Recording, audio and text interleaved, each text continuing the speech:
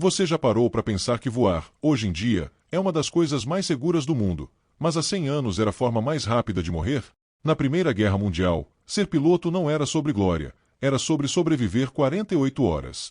Sim, isso mesmo. A expectativa de vida de um piloto de combate era menor do que a de um rato de trincheira. E o mais assustador, mais de 30 mil homens morreram nos céus, não só por tiros inimigos, mas por decisões que hoje parecem absurdas. Nenhum paraquedas, hélices de madeira, motores que explodiam com um espirro e comandantes que achavam que medo era sinal de fraqueza. Mas aqui vai a verdade que quase ninguém conta. A maior ameaça não vinha do inimigo, vinha de dentro. Do treinamento apressado, da obediência cega, da pressão por coragem a qualquer custo, e de uma guerra que transformou jovens de 19 anos em alvos voadores antes mesmo de aprenderem a pousar direito. Então, se você acha que piloto de caça sempre foi um herói blindado com tecnologia de ponta, prepare-se para descobrir por que, na verdade, eram os sacrifícios humanos mais esquecidos da história. E a primeira razão vai te deixar de queixo caído, porque tudo começou com uma missão que não envolvia uma única bala. Quando a Primeira Guerra Mundial começou, em 1914, ninguém achava que aviões serviriam para lutar. Eles eram vistos como brinquedos caros, pássaros de lata que mal decolavam sem desmontar no ar. Os generais usavam cavalos para a batalha e cartas para a comunicação. Um avião era só um par de olhos no céu. Pilotos eram, na verdade, observadores treinados, gente que desenhava mapas, marcava posições inimigas e corrigia tiros de artilharia. Coragem. Claro. Mas não havia metralhadoras, nem dogfigs, nem glória aérea, ainda. Esses primeiros pilotos eram quase todos voluntários ricos ou aristocratas, jovens que já tinham pilotado antes da guerra, em feiras aéreas ou clubes privados. O treinamento durava menos de 10 horas em média, e muitos aprendiam a voar lendo manuais no trem até o fronte. Não havia simuladores, não havia instrutores experientes, só você, um motor que fedia óleo queimado e o chão esperando para te pegar. E mesmo assim, subiam, porque a guerra exigia obediência cega e coragem sem perguntas. Mas aqui está o detalhe mais cruel: eles voavam desarmados. Imagine estar a 3.000 metros de altura, vendo tropas inimigas se mover, e não poder fazer nada além de anotar num caderno. Às vezes, pilotos jogavam tijolos ou sacos de areia nos aviões rivais. Sim, tijolos. Na tentativa desesperada de derrubá-los. Foi nesse caos improvisado que nasceu a primeira pergunta que mudaria a guerra: e se a gente colocar uma arma nisso? E a resposta: custaria milhares de vidas antes de funcionar. Se você quer derrubar um avião inimigo, ponha uma metralhadora na frente do seu. Só que havia um detalhe: a hélice ficava bem na frente do piloto. E a cada disparo, o risco era destruir sua própria aeronave antes de atingir o alvo. Os primeiros tiros eram quase suicidas. Placas de metal pregadas nas pás da hélice desviavam algumas balas, mas o impacto fazia o motor tremer como se estivesse com medo e, muitas vezes, explodir no ar. Pilotos tentaram de tudo: metralhadoras inclinadas para cima, armas montadas nas asas, até atirar por cima da hélice com rifles de repetição. Mas era impreciso, lento e ineficaz. Enquanto isso, os alemães observavam e esperavam, porque sabiam que, na guerra aérea, quem resolvesse esse quebra-cabeça primeiro dominaria os céus. E dominar os céus, na Primeira Guerra, era como controlar o GPS, o radar e a comunicação ao mesmo tempo. Quem voava, via tudo. Quem via tudo, decidia onde a morte caía. Então, em 1915, surgiu a resposta, mas não veio de um general, nem de uma fábrica de armas. Veio de um jovem engenheiro holandês chamado Anthony Fokker, contratado pelos alemães. Ele criou um dispositivo simples, quase genial, um mecanismo de sincronização que fazia a metralhadora atirar exatamente entre as voltas da hélice. De repente, o piloto podia mirar com o nariz do avião e transformar cada voo em uma linha de fogo precisa e implacável. Mas essa invenção não trouxe só vantagem. Ela desencadeou uma carnificina tão brutal que os aliados a chamaram de a Praga de Fokker. Quando os caças alemães Fokker-Endecker começaram a aparecer nos céus da frente ocidental em meados de 1915, os pilotos aliados nem entendiam o que estava acontecendo. Aviões desapareciam do mapa sem aviso. Nenhum sinal de luta. Só silêncio, e depois, escombros caindo em chamas. Era como se os alemães tivessem descoberto um feitiço tecnológico: atirar com precisão mortal sem tocar na própria hélice. Enquanto os britânicos e franceses ainda lutavam com metralhadoras montadas nas asas ou operadas por observadores trêmulos, os alemães miravam como se estivessem num videogame, com o nariz do avião como mira. O resultado foi devastador. Em menos de 6 meses, a taxa de perdas aliadas disparou. Pilotos que mal tinham completado o treinamento básico eram jogados nos céus só para testar se os alemães estavam por perto. Muitos nem chegavam a ver o inimigo, eram abatidos antes de perceber que estavam sob ataque. A imprensa britânica, em desespero, cunhou o termo Fokker Surge, a praga de Fokker, e o medo se espalhou pelas bases. Voar deixou de ser um dever, virou uma sentença de morte com data incerta. Mas o mais sombrio nisso tudo, Fokker não era um fanático de guerra. Ele era um empresário pragmático que viu uma oportunidade e a vendeu ao maior licitante. Enquanto jovens morriam congelados a 5.000 metros de altura, ele contava lucros em Berlim. E os generais aliados demoraram quase um ano para copiar a invenção, por orgulho, burocracia e a teimosa crença de que soldados nascidos livres não precisam de truques alemães. Só que, nessa guerra, não havia espaço para idealismos, só para quem sobrevivia. E os sobreviventes aprenderam que, dali em diante, o céu não pertencia a quem voasse melhor, mas a quem matasse primeiro. Depois do choque da praga de Fokker, os aliados correram para recuperar o controle dos céus, e foi aí que a aviação militar amadureceu de verdade. Nasciam as primeiras esquadrilhas especializadas, táticas de voo em formação e até manuais de combate aéreo. Mas nada disso chamou mais atenção do que os ases, pilotos que abatiam 5 ou mais inimigos e viravam celebridades de capa de jornal. O mais famoso, Manfred von Richthofen, o Barão Vermelho. Seu avião vermelho era tão temido que só sua sombra no chão fazia esquadrilhas inimigas entrarem em pânico. Mas por trás da glória havia um preço brutal.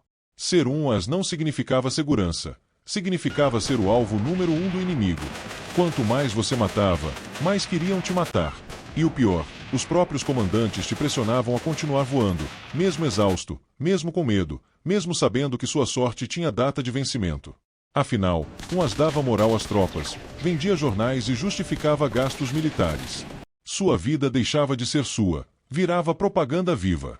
E quando você caía, e quase todos caíam, virava mártir da coragem, mas ninguém falava do medo que você carregava até o último voo.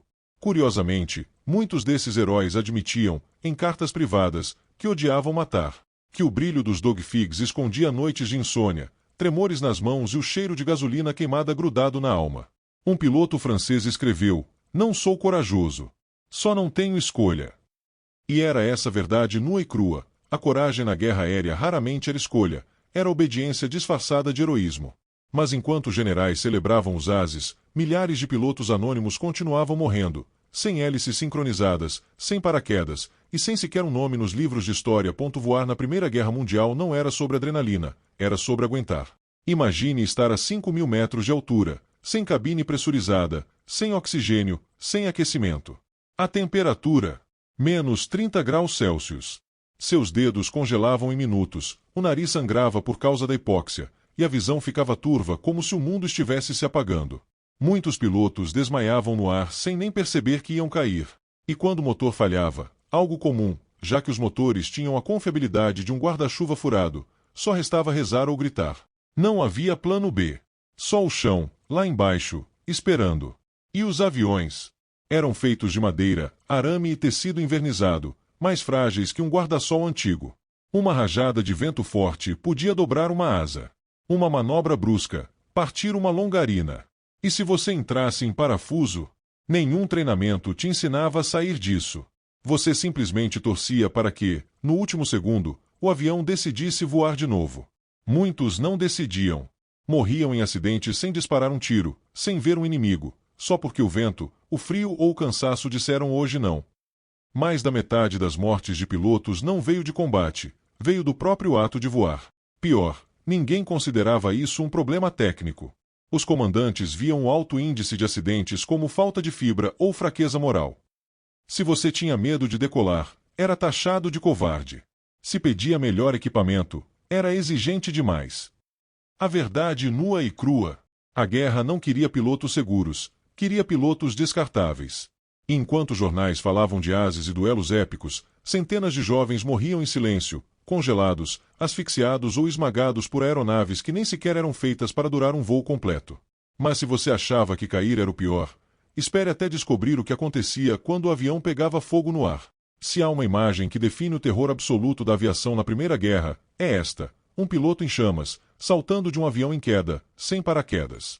E não era raro. Aviões usavam gasolina altamente volátil, motores superaqueciam, e os balões de observação eram cheios de hidrogênio, um gás tão inflamável que bastava uma centelha. Quando o fogo começava, não havia escapatória.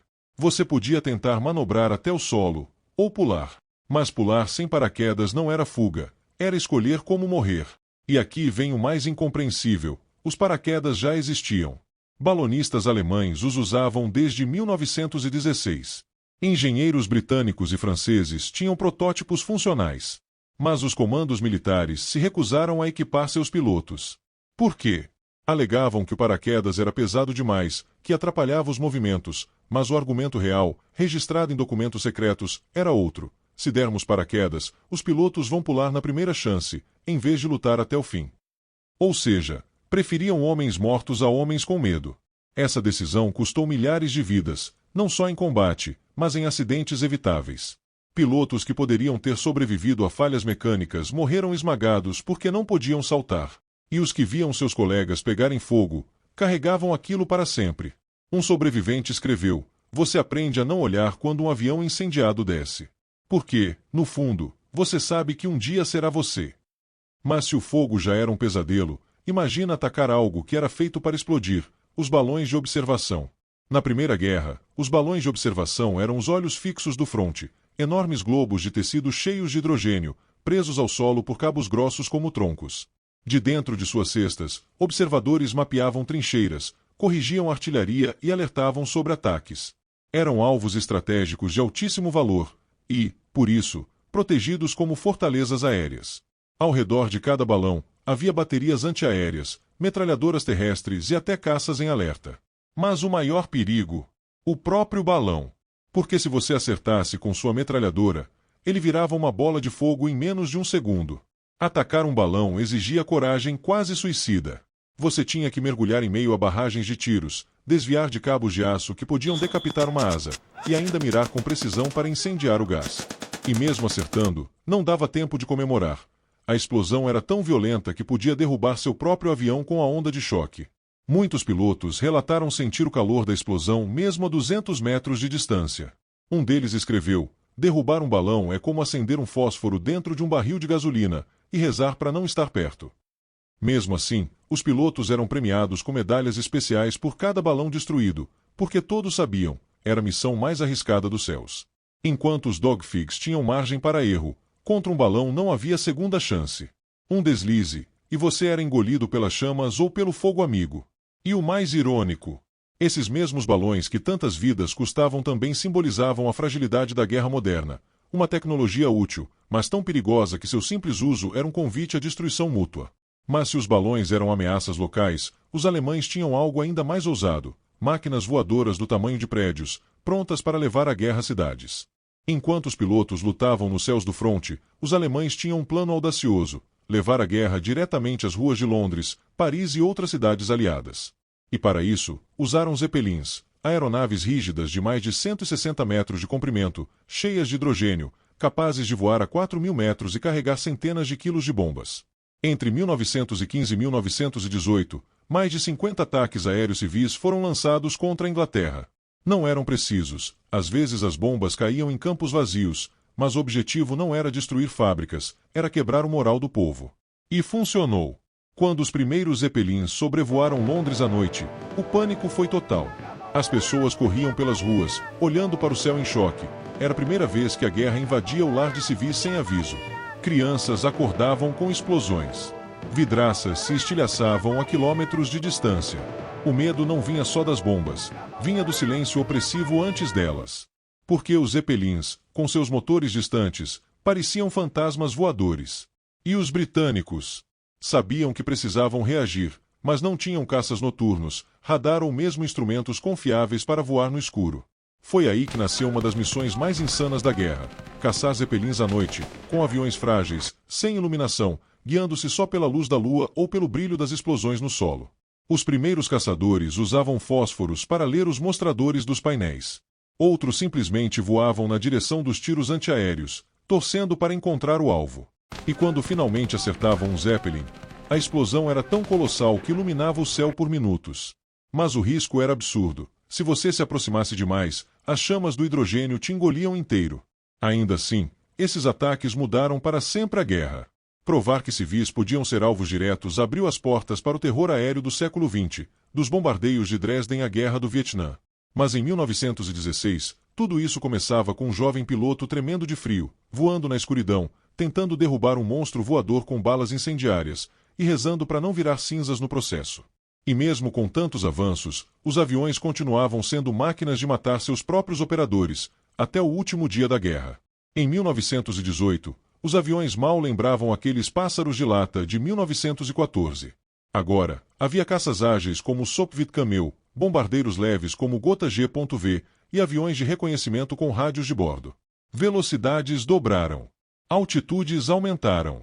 As metralhadoras eram sincronizadas, confiáveis, letais. Os pilotos tinham mapas aéreos, planos de voo, táticas em grupo, e até medalhas por cada inimigo abatido. Parecia que, enfim, a tecnologia tinha vencido o caos. Mas a verdade é que o perigo só mudou de forma, não de intensidade. Sim, os aviões eram melhores, mas os combates eram mais intensos, mais rápidos, mais complexos. Um erro de 0,5 segundo em um dogfight a 200 km por hora era fatal. E mesmo com todos os avanços, os pilotos ainda voavam sem paraquedas na maioria das forças aliadas. Os britânicos só os adotaram em setembro de 1918, 2 meses antes do armistício. Até lá, centenas morreram por falta de um equipamento que pesava menos que uma metralhadora. Pior, quanto mais eficiente a aviação se tornava, mais ela era usada. Missões que antes eram raras agora eram diárias. Pilotos voavam 3, 4 vezes por dia, exaustos, com ferimentos leves ignorados, com frio nos ossos e medo engolido. E mesmo assim, eram vistos como invencíveis, como se coragem fosse um escudo contra a gravidade ou o fogo. Mas não era. Quando o armistício foi assinado, em 11 de novembro de 1918, pilotos ainda estavam morrendo, em treinamento, em patrulhas finais, em acidentes bobos causados pelo cansaço extremo. A guerra tinha acabado, mas a máquina de guerra continuou funcionando por inércia. E essa é a lição mais dolorosa de todas. A tecnologia avança, mas o custo humano raramente é lembrado. Os 30 mil pilotos mortos não caíram só por falta de paraquedas ou por hélices mal sincronizadas. Morreram porque a guerra valoriza a eficiência, não a vida. E essa lógica nunca realmente desapareceu. E se você gostou dessa história, deixe seu like e inscreva-se e ative as notificações.